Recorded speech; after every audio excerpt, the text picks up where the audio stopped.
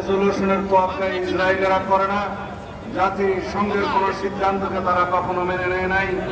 যদিও বা দুই একবার জাতিসংঘে বিভিন্ন রকমের সিদ্ধান্ত এই ফিলিস্তিনি জনগণের পক্ষে নেওয়া হয়েছে, কয়েকটি বড় শক্তি তার বিরুদ্ধে ভেটো প্রদান করে সেগুলো কার্যকর করতে দেয়নি।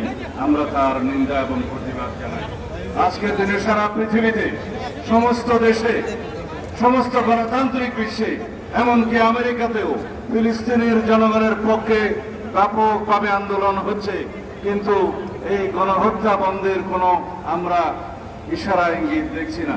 তার জন্য কার্যকর ভূমিকা পালন করার জন্য আমরা সারা বিশ্বের গণতান্ত্রিক সমস্ত দেশের নেতৃবৃন্দকে সোচ্চার হওয়ার আহ্বান জানাই।